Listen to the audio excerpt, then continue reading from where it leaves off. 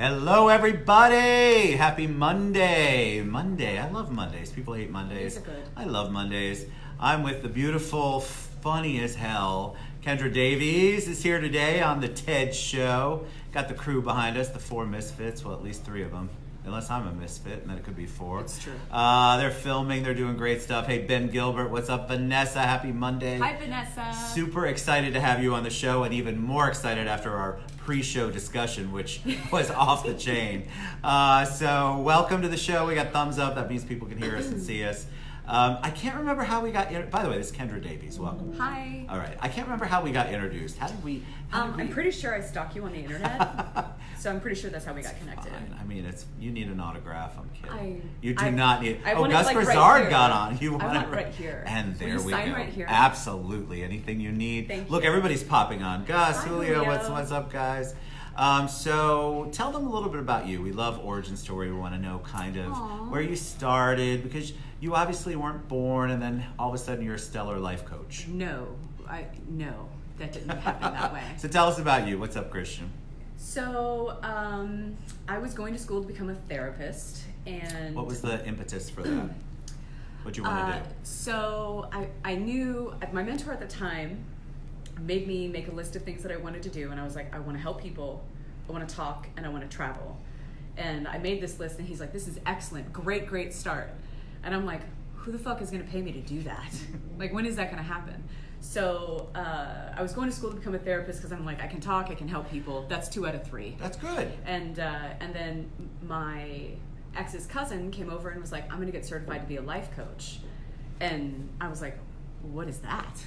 And so I did some research and found out that Oprah had a life coach. And I'm like, if Oprah does it, then it's gold. My answer is yes. Because you didn't know, because I think a lot of people say they're a life coach, or they say, I've got a life coach. Yeah. I want to be a life coach. Yeah. What did that mean to you at the time? What did you think different from being a psychologist, so to speak? So I would say the actual difference between a coach and a therapist is that I don't diagnose, I don't deal with the past. I mean, I deal with the past, but that's not my primary focus. My focus is to help you use your past as perspective for the present and moving forward.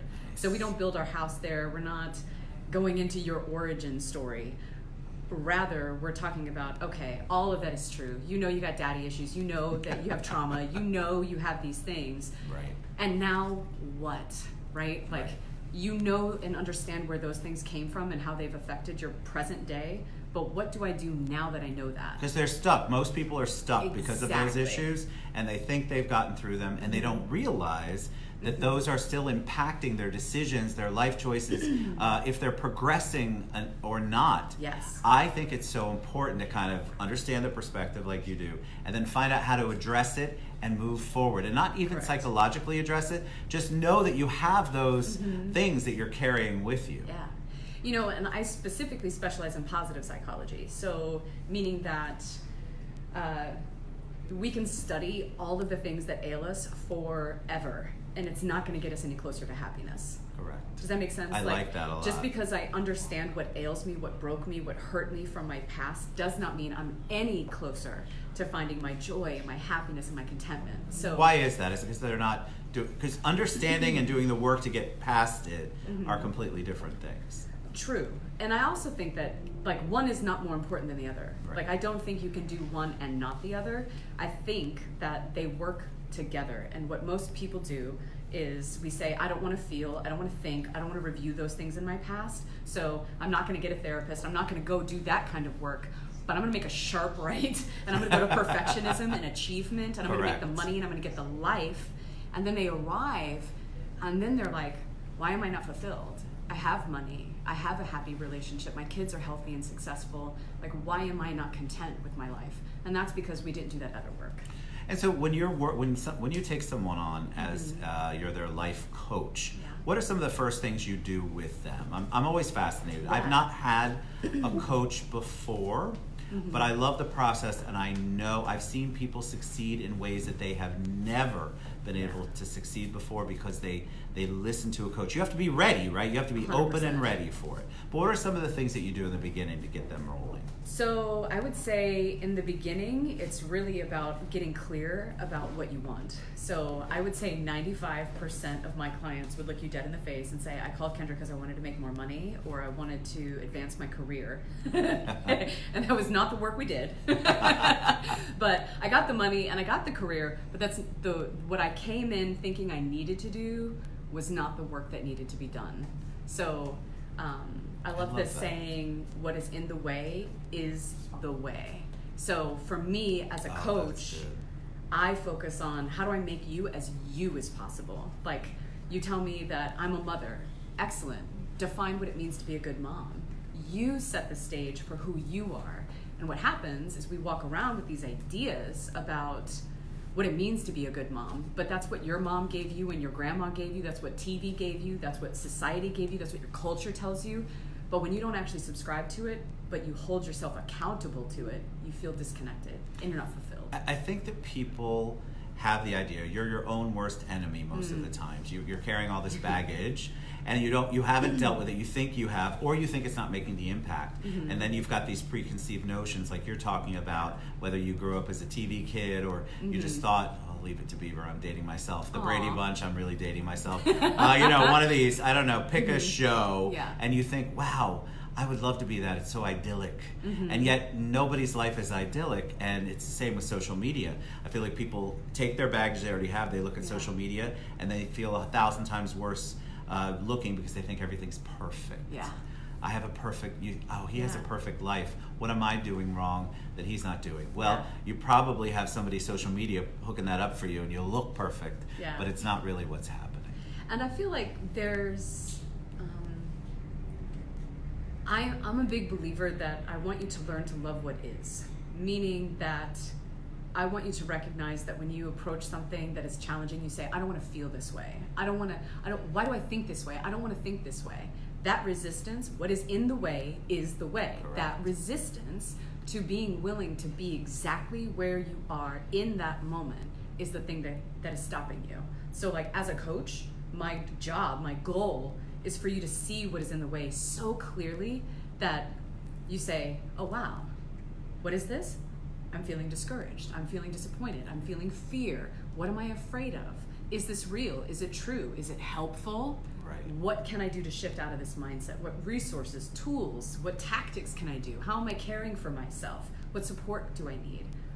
When you can actually get that awareness in the moment, I mean, it changes everything. Do you give them, do you give your clients homework? How do you go from, and I don't know how often your sessions are, but I call them sessions, you can call them, okay. Yep, so your sessions are, how often do you do your sessions? Maybe it's as needed, but do you give them things that they need to accomplish between sessions? Yes. So I'm a big believer that when you're caring for yourself, you're a lot less concerned about others. So Me too. Agreed.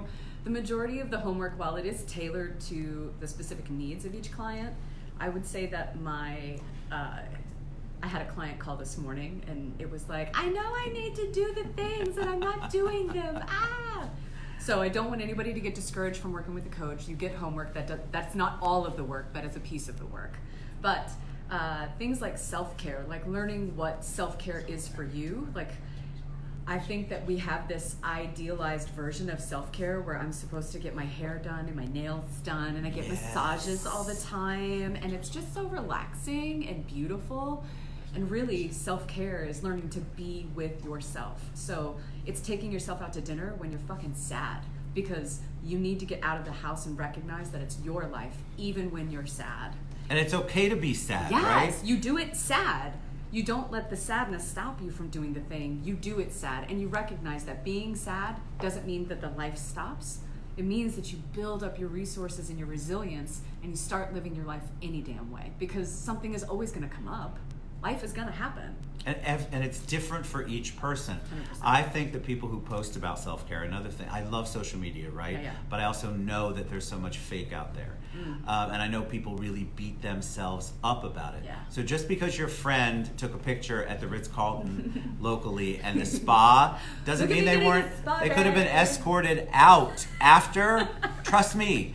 This stuff is, a lot of it's fake. So you don't have to go to the Ritz to self-care. You don't have to get your nails done, your hair done. You don't have to do those things. What makes sense for you is what's important. And then doing what you want to do, doing the things that you need to do, is what Kendra's saying. I love the part, go eat sad. Yeah. All right, let's address it. Let's figure it out. Because why would you sit and sulk in it and drown in it and bathe in it, all the dirty nastiness of it? I know that's easier for a lot of us, but self-care is important. You just have to know that you have to define it, what that means for you. Exactly. Doesn't mean the same thing that we like to do, you're gonna like to do. That's right. So you have, hey, what's up, Kimber? Hello, you beautiful people. Hi, Kimber. Thanks. Love her. So what happens, does somebody ever graduate from you? I'm always fascinated by this. Does somebody, do you ever say, my work here is done, you have come the furthest way you can, go forth. it's over, go on your journey? Or do you feel, or do you find that most people are in constant need of tweaking and touching up in their coaching? So I'm a big believer that we always need support. So I have had consistently a coach, a mentor, a sponsor, a therapist since I was 14. Like, it is a regular part of my life. It is a regular part of my self-care. So I'm a big believer that we always need it. Now, do I need the same coach for that? I'm not going to say how many years that is, because I'm going to keep you guys guessing. But no. So do they graduate from me? Maybe. But I feel like you get what you need in the moment that you come to me. Does that make sense? Yes. And then even if that is a seed that is planted and then years pass and you come back or you go somewhere else and you get the next seed, like, it's all a journey. How do you tell people? One of the biggest things I hear about coaches is that, and it's the same with therapists, I just didn't feel right. It wasn't the right match. It wasn't, it didn't make sense for me. How do people come in and then have you ever said, this isn't going to work for me? Oh, yeah. Okay, so talk about that, because I think people are afraid of it. They maybe have had, Brittany says she loves you. You helped her tremendously, she said. I think that people are afraid because they might have been burned by somebody who just got their certificate from the school they paid $39 online for, so they're a life coach, right? And so they don't feel good about it, but they know they need it. So how do you help people get through that? How do you help them, or can you give them any pointers? Sure. So I think set up a few consultations if you're not sure. Most coaches will offer a free session just to sit down and get face-to-face and see if you can connect.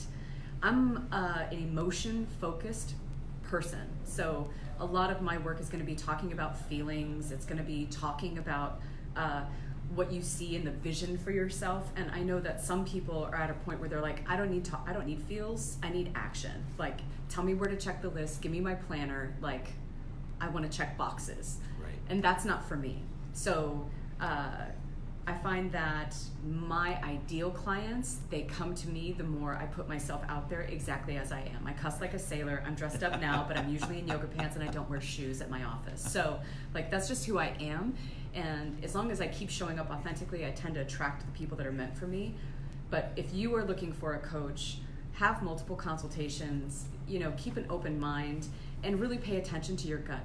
For me, every time I've sat down with somebody who ultimately changed my life, I had that fire. They said something that was like, that's it. Right.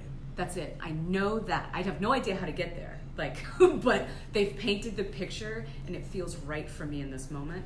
And if you get that, trust that and ride the wave. Do you also think that people, if you're on the side of the person who wants to be coached, and they're coming to you, but they're giving you all the falsehoods that they've been carrying around, if you don't have the ability, how are you supposed to know if you can't get to the nitty-gritty of what the emotion is? Yeah. Like, people have walls up. That's how we kind of are. We're also very social media driven and technology driven, so we aren't used to sharing and having a conversation with people anymore, it feels like. So I think that sometimes the disconnect comes from the fact that they're not willing to really break it down and share at least a part of it with you. Yeah.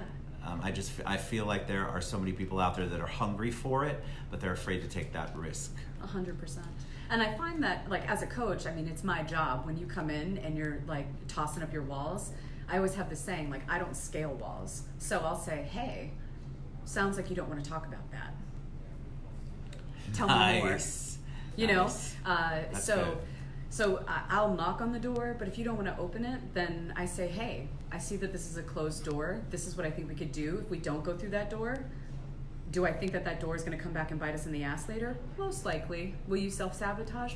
Probably. But we can do that work, right? If you want to move forward, or if you want to be brave, we can enter our way into that door and just see what's there.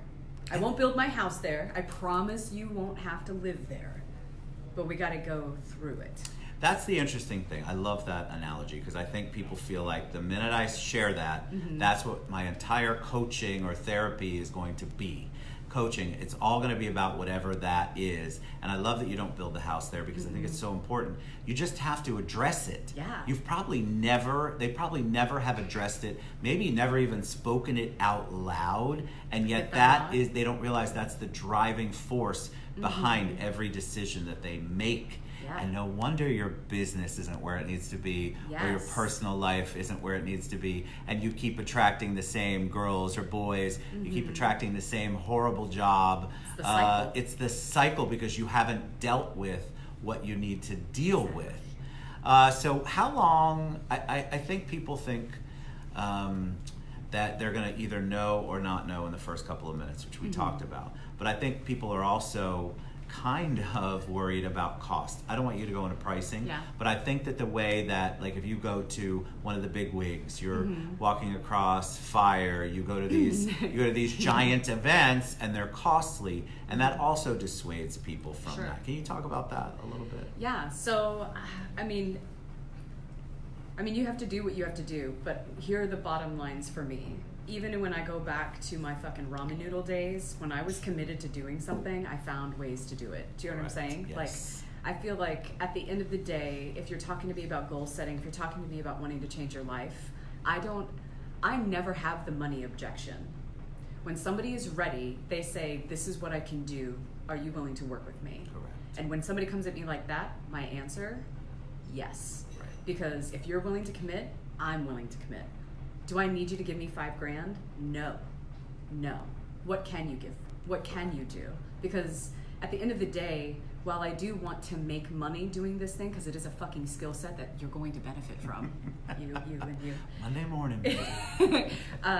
So yes, I want to make money on it, but what matters most to me is the results. Are you getting the results? Is it worth it for you? Is your life enriched and better? Does that affect your children and your partners and your business and your employees? That is what is going to reap rewards. Does that make sense? I love that. And I think that if you're coming at it and money is your top, and it's in your top 5, 1, 2, 3, 4, 5, then you're not ready. I'm not sure you're ready because I feel like you haven't committed, like you said. Same with self-care. If you're not going to invest in yourself and everything's about whether it's 200 or 5,000 or $1 million, if you don't feel like you're worth it, it's going to be a very difficult journey for you to get past that. And sometimes you just have to take the risk and say, hey, I don't feel like I'm worth it. I don't know that this is going to work. But you know what? I am done feeling this way. Like, I don't know the path, but this lady or this guy is saying something that I connect to, and fuck it, here's my money. Like, I'm going out. I'm going out on a limb. I'm jumping off the cliff, and I'm ready to have something different. And if you're ready, I don't think you have to believe that you're ready to be ready. Does that make sense? Yes. Like, I don't have to know that I'm going to be saved when I jump off the cliff to jump. I can just jump. Right. And I love then that. the magic happens. So I want to know, and I think people want to know, you're on the show, we're talking, you obviously are a master at what you do. But then people are like, well, she's got it all together. Of course she knows that. I love to talk about fallibility and vulnerability on here because I think people need to know you're human. So are you emotionally drained at the end of the week?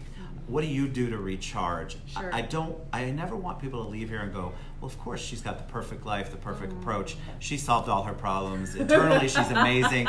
She goes to sleep at night and sleeps like a baby. So talk a little bit about that, because I think it's good to kind of humanize. So I have, like, we all have a genetic set point when it comes to happiness. Like 50% of your happiness is your genetics, and I have a reasonably low genetic set point. So without adequate self-care and daily practices, I would say I borderline on melancholy. Like the right movie, the right song, the right fucking commercial, and I can be like... You're bawling. Yeah, I'm like, I can fall off the cliff pretty quickly. So for me, my daily practices include prayer and meditation, forging and building a relationship with something greater than myself, community service, and also I live within my values. And define that. What does that mean? And this is a big part of, like, when we're talking about slaying dragons and a dragon, P.S., for those who are curious, a dragon is anything from a limiting belief to a fear to an idea that you have about yourself or somebody else. The dragon is the thing that gets in the fucking way. And so for me, when I have that low genetic set point, I have to live within my values to slay dragons, meaning I define what it means to be honest for me, and then I live within that value. Does that make sense? Yes, absolutely. And so honesty is one of my favorite values to use as an example, because we all define honesty differently. And you would think that we would have one definition of honesty. But the reality is that we lie all the time. And I remember I took a course at Valencia with Peggy McIntosh. She's the woman who coined the term white privilege. Yeah. And she said, the world makes liars of us every single day. Like, the world is going to ask you to lie. That's going to happen.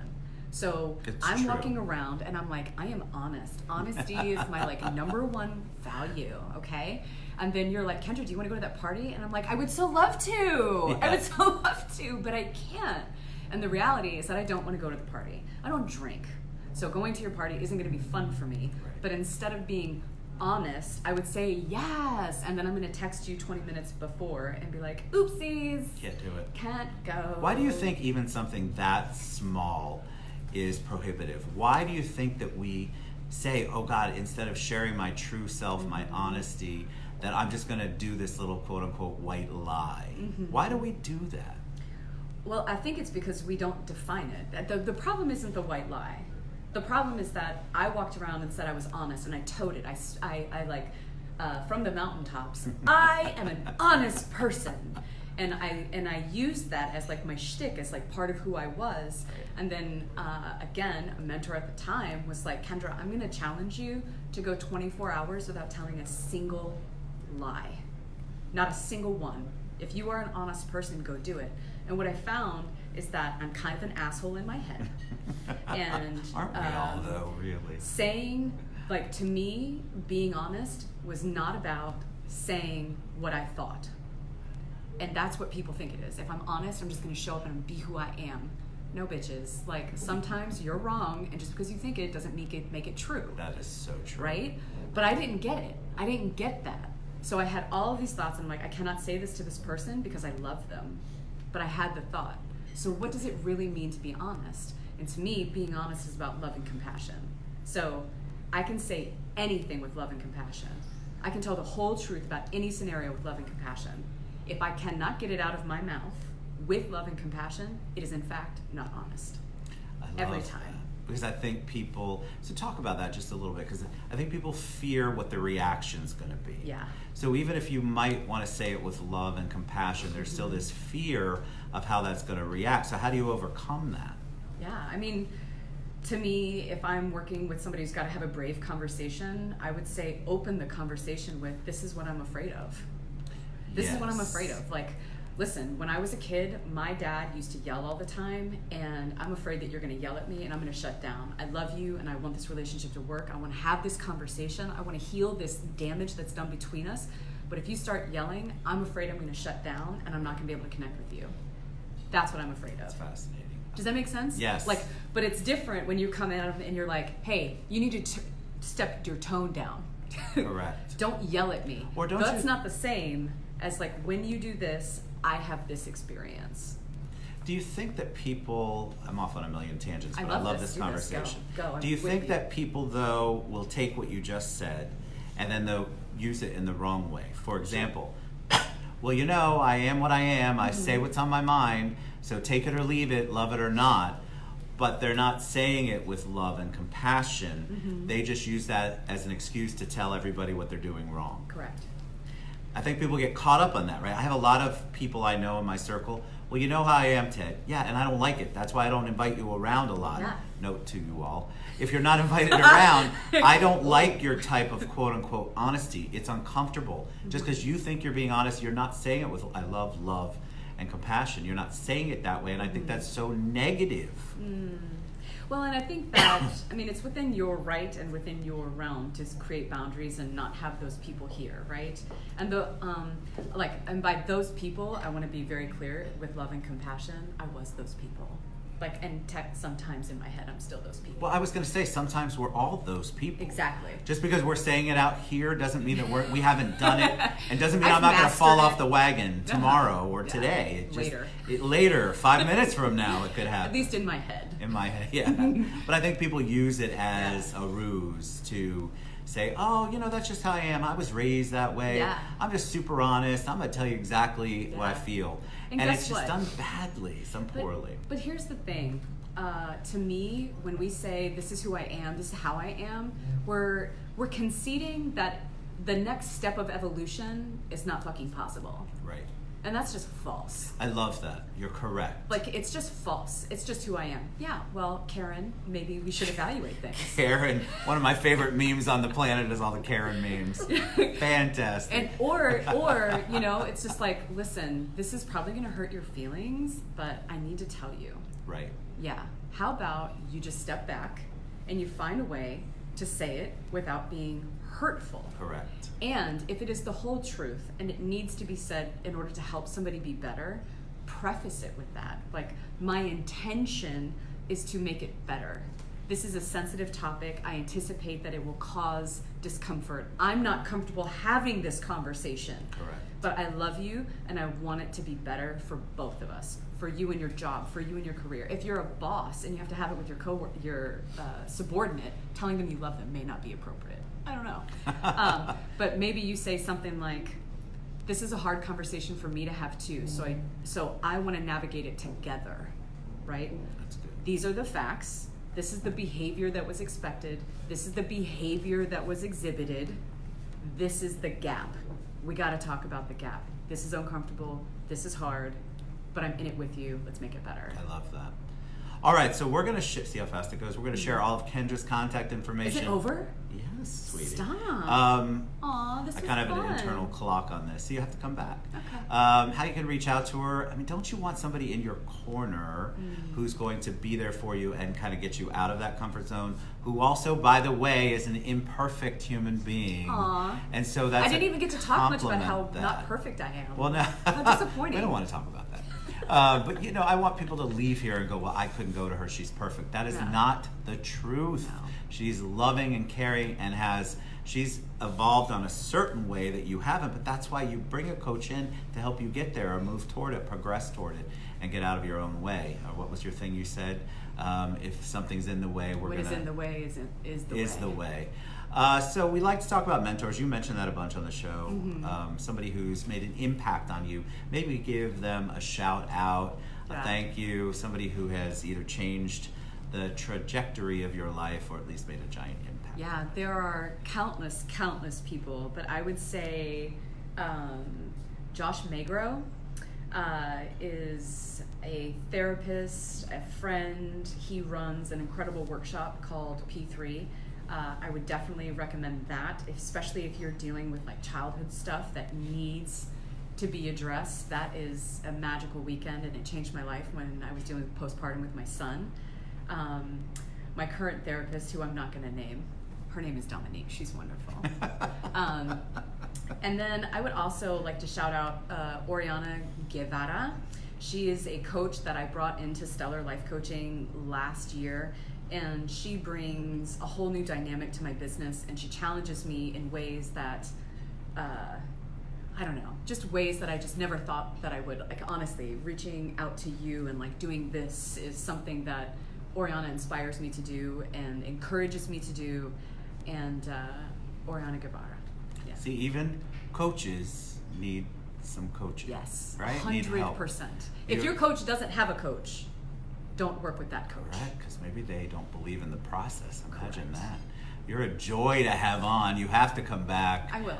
Thank you so much for taking a risk and sharing all of what you shared. I think Yeah. it's impactful and powerful. You have a lot of comments, and we will reach back out to you with the comments. Thank you so much. you. Kendra Davies, Yay. Stellar Life Coaching. Right? Talk to you soon. Bye. Mwah. We love you guys.